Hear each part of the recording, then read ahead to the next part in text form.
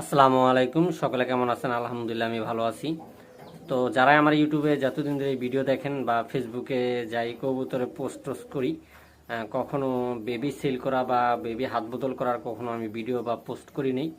যাই হোক, তো একটু আর্থিকের কারণে আমি আমার বেশি না, বেশ কয়টা না, আমার কবুতর সংখ্যা কম বা যাই আছে মাসাল্লাহ ওদের রেজাল্ট আছে। তো আপনারা যারা যদি মনে চায় আপনারা নিতে পারেন। এই দুইটা বাচ্চা আর এই যে একটা বাচ্চা আছে, এই একটা বাচ্চা আর কি, এই তিনটা বাচ্চা আছে আমার কাছে আপাতত। বলা চলে যে ইনশাল্লাহ সেল করবো আর কি, যদি কারো পছন্দ হয় নিতে পারেন। আর এভাবে আমার জোড়াও বেশি কবুতর নাই। ওই যে ওইখানে এক পেয়ার আছে, এখানে এক পেয়ার আছে, আর ওই যে নিচে এক পেয়ার আছে।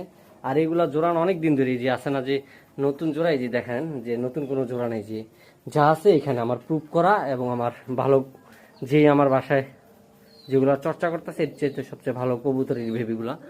যদি কারো মনে হয় নিতে পারেন, তো আমার সাথে যোগাযোগ করতে পারেন আর কি। তো আবার আমি বাচ্চাগুলো দেখাই, এগুলাই কিছু রিসেন্টলি হয়তো 5-6 দিনের ভিত্তি মা বাবার থেকে আলাদা করব। এই হচ্ছে, তারা বড় হয়ে গেছে, তো আমি একদম পরিপূর্ণ বড় হওয়ার পরে আমি বাবা মার থেকে আলাদা করি। এই হচ্ছে যে বেবিগুলা, এখানে দুইটা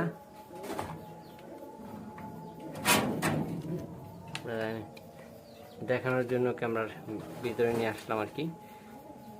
এই হচ্ছে, আপনার জানি না, কিন্তু আমার ব্যক্তিগত মত হচ্ছে যে আমার যে কবুতরের যে আমার যা চর্চার ভিতরে ভালো কবুতর, এ হচ্ছে ভালো কবুতরের বেস্ট আর কি আমার।